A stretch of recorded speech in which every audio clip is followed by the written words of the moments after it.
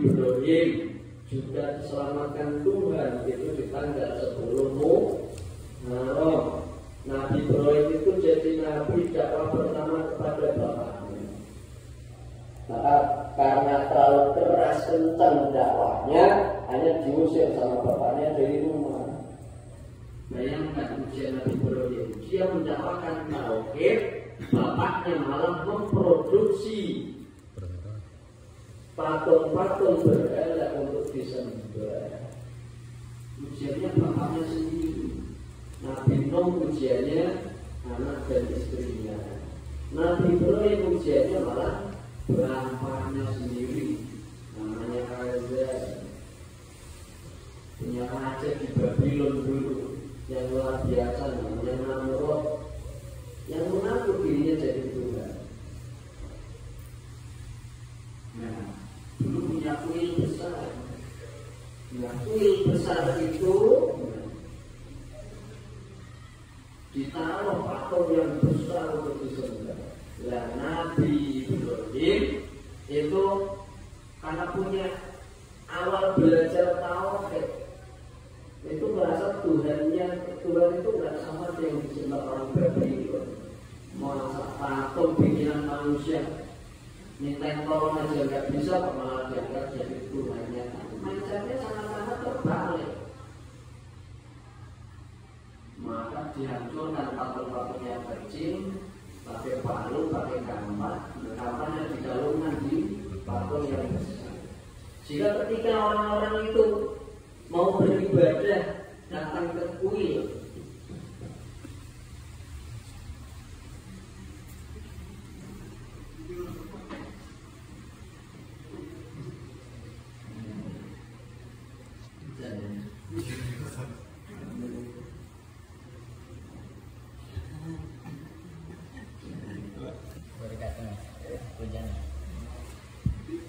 ya orang-orang pasti sudah punya alibi.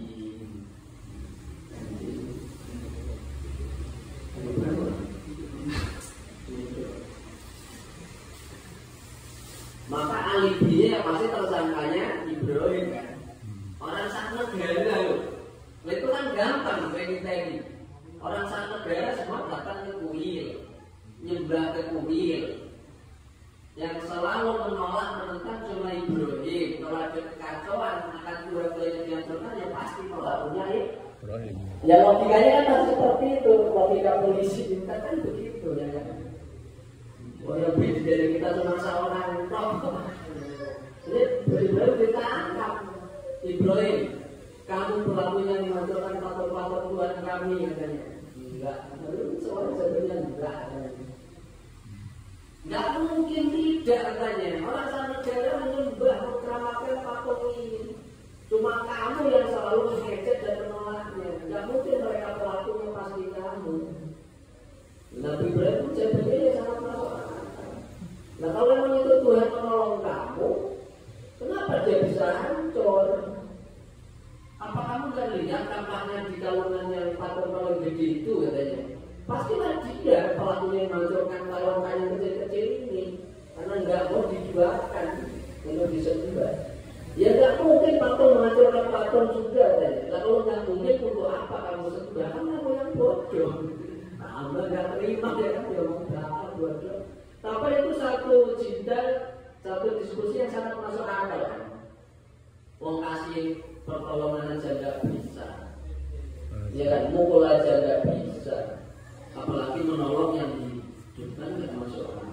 Tapi dasar orang sudah kerasukan iblis setan, ya akhirnya malah dihukum. Nabi Ibrahim dihukum, hukumannya nggak main-main. Dilemparkan mati dan dibuat api yang gede di alun-alun. Kalau kerajaan biasa kan punya alun-alun besar, lapangan untuk maksuri, untuk acara-acara. Kayu-kayu bakar dikumpulkan, terus disulut, dinyalakan sampai apinya membumbung tinggi. Ada dalam satu riwayat itu kalau ada burung yang terbang di atasnya pun akan jatuh terpanggang saking panasnya. Lah giliran sudah panas, bingung cara masukkan pelemparkannya Ibrahim bagaimana? Gitu loh. Akhirnya ditemukan satu ide pakainya ketapel. Ketapel karet yang besar,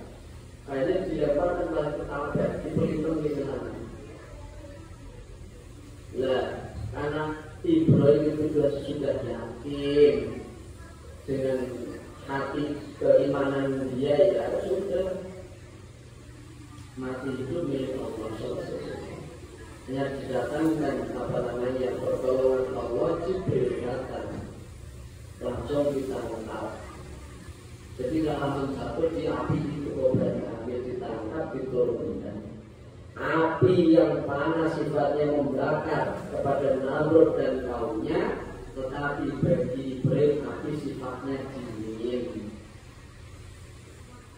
Sinatran berfirman di Quran itu, ya narukuni bardan wa salaman alaik, ya naru wahai api, jadilah kamu dingin, bardan wa salaman dan keselamatan untuk Nabi. Jadi itu untuk mengingatkan besok di akhirat, kata Allah juga ada di neraka api yang sifatnya dingin, dan selamanya api itu panas. 40 hari dibakar di dalam kobaran api, bukannya mati gosong, tapi malah merasa sejuk. Nah, ditanya orang-orang kapan pemerasan kenikmatan hidup di Ibrahim, adalah ketika 40 hari dibakar oleh Namrud di dalam kobaran api. Itu nikmat hidup yang paling fantastis, ya. Jadi nggak bisa dilawan dengan kenikmatan-kenikmatan yang lain. Nah itu kalau diceritakan kan keren ya kan, 40 hari dalam api, sealun-alun disaksikan orang satu negara, malah di situ hidup nyaman, tidur enak, makan enak dari surga. Bayangkan kayak di AC kecilan, makanya dari surga. 40 hari apinya itu sudah padam, malah jalan-jalan di lapangan luar lapangan. Itu yang menjadikan orang itu sebagian hanya beriman kepada Nabi Ibrahim. Satu mukjizat yang membuktikan kekuasaan Tuhan. Sebagian beriman, sebagian juga tidak mau beriman. Dan itu kejadiannya itu di tanggal 10 Muharram. Maka kenapa Bani Israel berpuasa tanggal 10 Muharram? Tadi sudah 3 peristiwa. Habis itu Nabi Ibrahim hijrah dari Babylon. Babylon itu sekitar Irak ke Mesir. Ya sudah menikah, beliau hijrah dari Irak. Beliau itu pindah ke Palestina. Di Palestina dapat istri namanya Sarah. Dari Palestina beliau hijrah lagi ke Mesir. Dari Mesir beliau balik lagi ke Irak, ke Palestina. Dari Palestina beliau kemudian baru ke Mekah.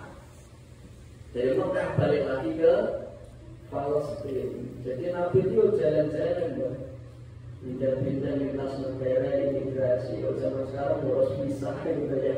Ya ada seperti itu. Maka barokahnya orang Islam itu jalan-jalan itu manfaat, ya. Jadi jalan-jalan itu penting.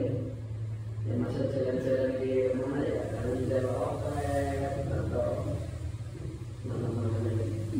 Si orang itu jadi melihat kan kehidupan manusia. Jangan di rumah tau nih, itu nyobek kan. Ada juga kamu pakai sarung, pakai kopiah gitu kan. Jadi berpikir kan, itu efeknya itu pasti luar biasa. Itu si siapa yang namanya seorang Iqra kan, ini ada itu. Namanya Kojima Nisai. Itu belajar saja tenaga yang sekarang masuk Islam kan, kalau makan nggak berani kayak zaman Jepang kan, yang nikahnya nggak ada kata dia, Yumu Supang nggak ada kata saya, yang jual kayak di meja kan tante kan, warung sini tempat bernawi, warung nyalan, ke resto, ke Yumu Supang, dia kaget, Yumu Supang di meja, itu depannya ada tulisannya halal, betul kan? Halal food, yang jualan Jepang, non Islam, tapi karena banyak orang Islam di sini, kesana kadang-kadang baju ya pakai jubah, pakai kopiah barang ya kan. Diperhatikan itu yang dibeli barang-barang yang halal, sama dia berani pasang label di depan loh, halal food.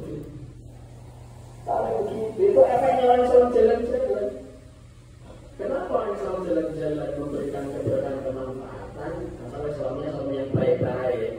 pasti akan memberikan efek. Baik itu udah harus orangnya itu ngajinya kencang ya orang buat Islam sembahyang puasa, dalam puasa meskipun ya kadang-kadang nggak penuh Ramadan tapi pas pergi ya puasa kan gitu. Sholat meskipun kadang ya kawanan itu sudah termasuk baik jadi orang Islam. Makan pun halal pun sampai kayak gitu. Meskipun kadang-kadang masih pergi sinjungi siman dosen itu saja kadang-kadang misalnya kita, tapi itu tetap masih di persentase kan baiknya masih banyak gitu loh. Ya Rambon gitu loh, kok dibilang kayak Rambon kita tambah jadi Rambon mikir-mikir dia. Tapi orang Islam itu kan pasti memberikan efek-efek yang positif. Jalan-jalannya kemana-mana. Realitas sekarang udah berapa? Makanan hal yang jual di beda. Nyari 10 tempat pun ada kan? Nyari 10 tempat pun ada. Jadi Thailand, jadi di Indonesia. Punya Jepang sekalipun supermarketnya. Banyak menyediakan produk-produk yang ramah dengan orang Islam. Itu efek orang Islam. Masih tidak perfect, baiknya itu betul-betul baik. Tapi akan memberikan efek yang positif. Gara-gara orang berbicara di Jawa, maka dibuat tempat sholat di operasikan di Jawa. Orang Islam tidak pernah kesana tanya tempat sholat, mereka pun tidak berpikir untuk ngasih tempat sholat. Tapi gara-gara yang kesana jalan-jalan itu saya kesana ya padahal dia tidak belanja belas di sana, cuma jalan-jalan dan foto tok di sana, sama sekali nggak belanja. Kalau nggak dia lagi sel, tangan lagi curi berapa. Tapi tetap berikan efek positif itu. Ada tempat sholatnya dikasih. Gara-gara tanya, ya kan, ke pengelolanya ada nggak tempat sholatnya? Itu punya efek positif. Ya apalagi ngaji ya jelas efek positifnya besar sekali kan gitu. Ya salam jalan-jalan saja efeknya seperti itu. Makanya Nabi beliau jalan ke Palestina, pindah ke Palestina, maka Palestina melahirkan generasi-generasi ulama Bani Israil.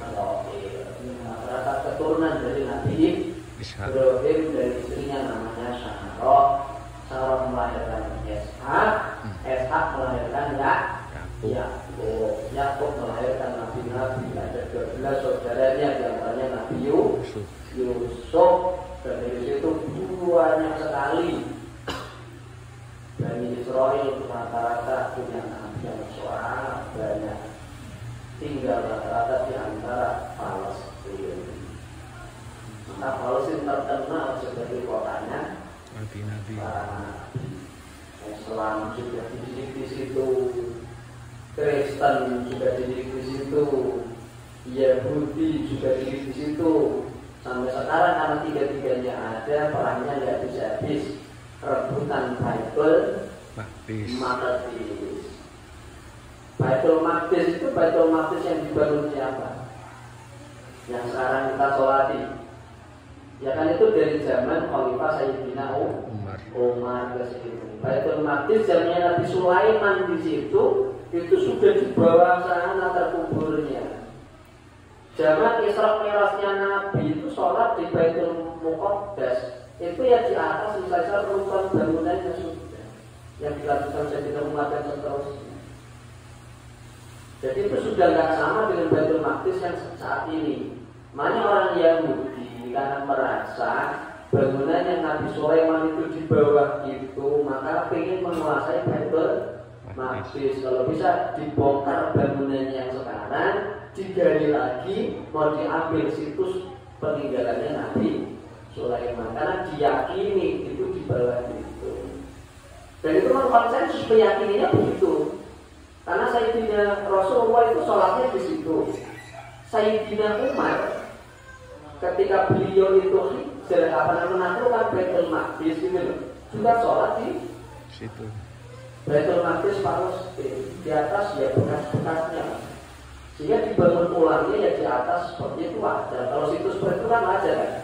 Mungkin kita sering ditemukan menggali bangunan ternyata ada prasasti di dalamnya zaman Majapahit, ya kan? Berarti kan sudah ratusan tahun yang sudah terkubur, entah itu pas banjir, entah itu pas gempa bumi atau gunung meletus tertimbun jadi hutan di bawah. Sehingga ya wajar kalau tertimbun sampai sekarang berantem